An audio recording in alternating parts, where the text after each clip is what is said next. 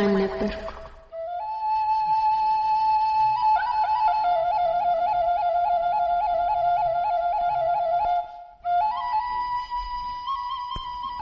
ናህድ መሐመድ ሙትዋል ይባላለሁ። ሴቶችን ብቻ የሚያስተምረው የሄልሜቴል ዘይቱን ትምህርት ቤት ዲን ነበርኩ። በካይሮ የታወቀና ትልቁ ትምህርት ቤት ነው። 4000 ልጃገረዶችን ያስተምራል። ከተማሪዎቹ ብዛት የተነሳ ትምህርት ቤቱ የሚያስተምረው በጧትና በከሰዓት ፈረቃ ነበር። የትምህርት ቤቱ ዲን እንደመሆኔ መጠን ሁለቱንም ፈረቃዎች መከታተል ነበረብኝ። ምንም እንኳን ከሁሉም ዲኖች በእድሜ ታናሿና በቅርቡ ከኮሌጅ የተመረኩ ብሆንም ይህን ወንበር እንዳገኝ ግን ሁለት ነገሮች ረድተውኛል። እግዚአብሔር ብስለትን፣ በራስ መተማመንን እንዲሁም ኃላፊነቴን በሚገባ የመወጣት ችሎታን አድሎኝ ነበር። የማንም እርዳታ ሳያስፈልገኝ የሚሰጠኝን ስራ ሁሉ በአፋጣኝ የማከናወን ልምድ አለኝ። ሰዎች አንድ ነገር ሲሰሩ መመልከት ብቻ ለኔ በቂ ነበር።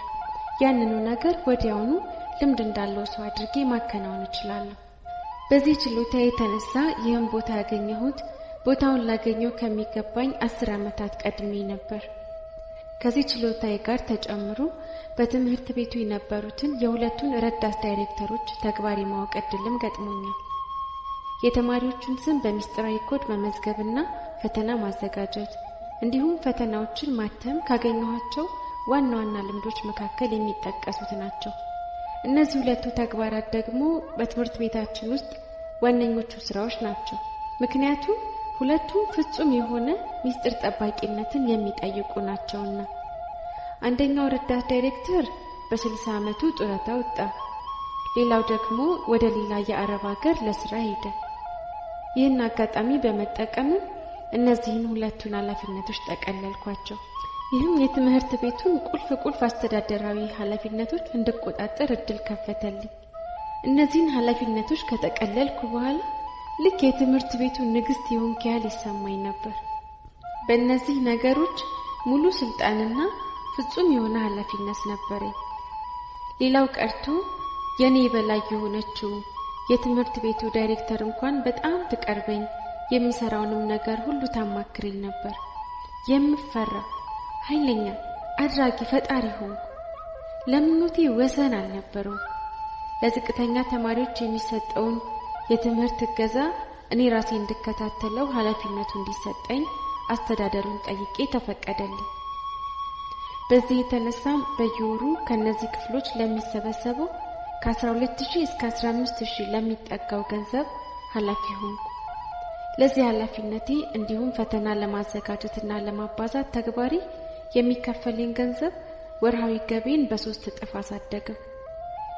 ወደዚህ የስልጣን እርከን ያሸጋገረኝ ሌላው ነገር ደግሞ የቤተሰቦቼ ታዋቂነትና በመንግስታዊ ቦታዎች ያላቸው ስልጣን ነበር።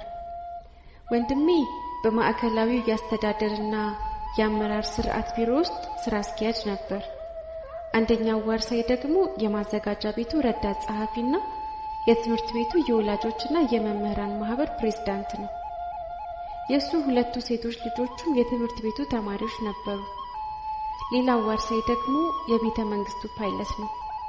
እህቴ የሄሊዮፖሊስ አካባቢ የትምህርት ቤቶች አስተዳደር የህዝብ ግንኙነት ስራ አስኪያጅ ናት። ባሏም በማዕከላዊ የመረጃ አገልግሎት ሹም ነበር።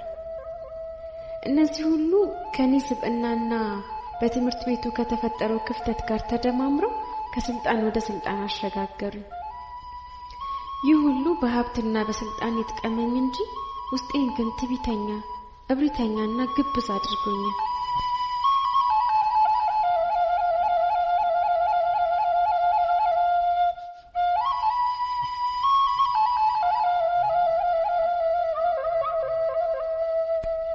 በሌላ በኩል ልቦናዬን ለሚያይ ደግሞ የተለየው ፍጥረት ነበርኩ። አምላኬን እወዳለሁ የምን ቆዳ ስሱ ሰው ነኝ። አሁን ጌታዬ ሆይ ምንም እንኳን ካንተ ርቄ ብኖርም በፍጹም ልቤ ወደህና እፈራህ ነበርኩ። እግዚአብሔርን ስፈልገው ኖሬያለሁ። እነዚያ የህይወቴ የተበላሹ ገጽታዎች ግን እርሱን እንዳላገኘው የመከለያ ግንብ ሆነው ይኖረዋል። ይህን ግንብ እንዴት አድርጌ እንደምሻገረው አላውቅም ነበር። አብዝቼ ጸልያለሁ፣ ቁርአንንም አዘውትሬ አነባለሁ። ይሁን እንጂ በውስጤ አንዳች የጎደለ ነገር መኖሩ ይሰማኝ ነበር። ክርስቲያኖች እኔ የምወደውን አምላክ አይወዱትም ብዬ ስለማስብ አብዝቼ ጠላቸው ነበር። እግዚአብሔርን እኔ በማመልክበት መንገድ ለምን አያመልኩትም? እነሱ ከእግዚአብሔር የኮበለሉ ናቸው እያልኩ እጅግ እጠላቸው ነበር። ክርስቲያኖችን ከመጥላቴ የተነሳ እነሱን ለማዋረድ ለመጉዳትና በእነሱ ላይ አንዳች ችግር ለመፍጠር ዘወትር እጥር ነበር። ይህን የማደርገው ግን በውስጤ ለሰው ክፋት ስላለኝ ሳይሆን የምወደውንና የማመልከውን አምላክ ለምን አያመልኩም? ለምን ሳይወዱም ብዬ ነበር። በእርግጥ ሁል ጊዜ የሚገርመኝና የሚያሳስበኝ አንድ ነገር አለ። እኔ ላገኘው የምጓጓለትን ውስጣዊ ሰላም ክርስቲያኖች ገንዘብ አድርገውታል። እንዴት? ከክርስቲያኖቹ የተሻለ ሀብት አለኝ። እጅግ ውድ የሆኑትን ልብሶችም እለብሳለሁ። የሚጎድልብኝ ምንም ነገር አልነበረም። ይሁን እንጂ እኔ ያላገኘሁት አንድ ጠንካራ ነገር እነሱ ጋር አለ።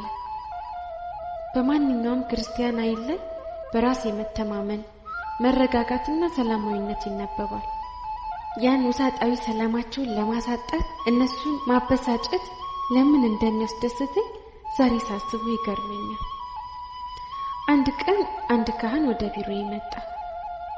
ቀሚሱን ለብሶ ከቢሮዬ በር ላይ ሳየው አንዳች የሚያንቀጠቅጥ ነገር ጠራርጎ የወሰደኝ መሰለኝ። ወዲያው እንደምንም ተረጋግቼ ራሴን እንዲህ አልኩት፣ ይህ ካህን ዛሬ በእኔ እጅ ላይ ወድቋል። እናም ከነመኖሩ ረሳሁትና ስራዬን መስራት ቀጠልኩ። ወደ ውስጥ ዘልቆ ገባና ፊት ለፊቴ ቆመ። እኔም ዶክመንቶቹን እያገላበጥኩ በስራ የተጠመድኩ መሰልኩ። ለጥቂት ደቂቃዎች ያህል ከጠበቀኝ በኋላ ቀስ ብሎ ወይዘሮ ናሃር ሙትዋሊ ማለት እርሶ ነዎት? ሲል ጠየቀኝ። እኔም ቀና ብዬ እንደዋዛ አየሁት። አይኖቹን በአይኖቼ ሳያቸው ፍርሃት ተሰማኝ። ረጋ ያለ ትሁትና ቁጥብ ሰው ነው። እኔም በንቀት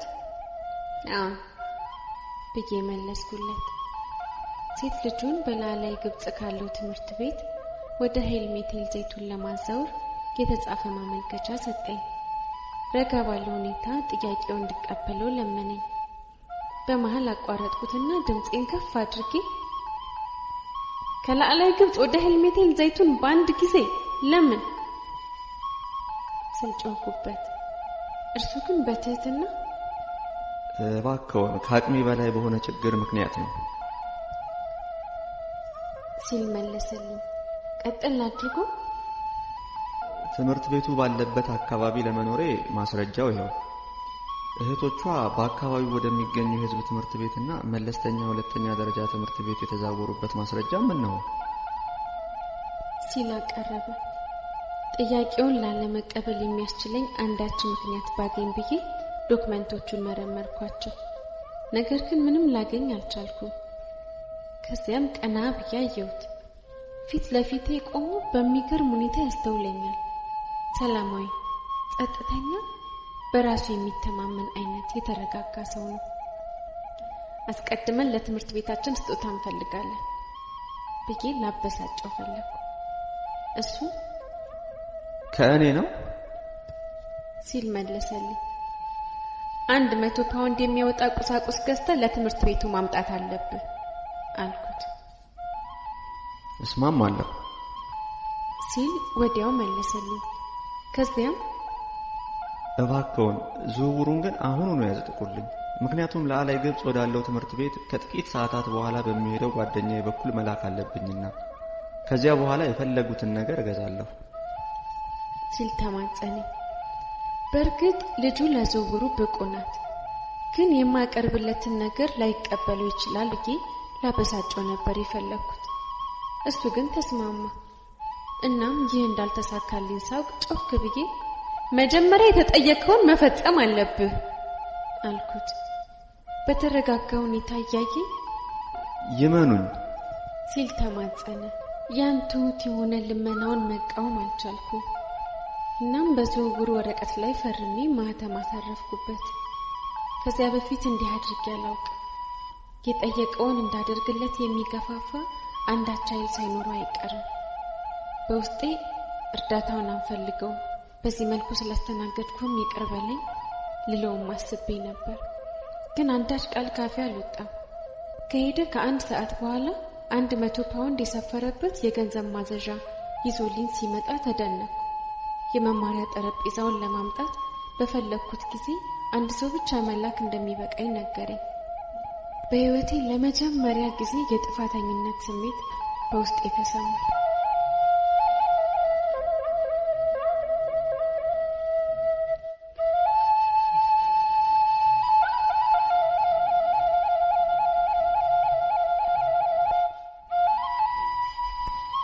ካህኑ አመስግኖ እጄን ጨብጦ ተመለሰ። እርሱ በውስጤ የፈጠረውን እንግዳ ስሜት ያወቀ አይመስለኝም። ሐዘን ተሰማኝ። ደግሞም አንድ ጥያቄ ረብሸኝ ነበር። በዚህ ሰውዬ ውስጥ ምን አለ? እንዴትስ እንዲህ እያመናጨኩት በትህትና ሊመልስልኝ ቻለ? እርሱ እኔ ያጣሁትን ነገር አግኝቶታል ማለት ነው? እኔ እኮ ዘወትር የምፈልገው ይህን ነበር፣ የማይናወጥ ውሳጣዊ ሰላም። አጋጣሚውን ለመርሳት ደጋግሜ ሞከርኩ። ነገር ግን ከጊዜ ወደ ጊዜ የካህኑ አስተያየት አይኔ ላይ መጥቶ ድቅን ይላል። በጥልቀት የሚያዩት ሰላማዊያን አይኖቹ በአይነ ህሊና ይመጡብኛል። ብዙ ጊዜ ከታገልኩ በኋላ ያን ስሜት ረስቼ ወደ ቀድሞ ጠባይ ተመለስኩ።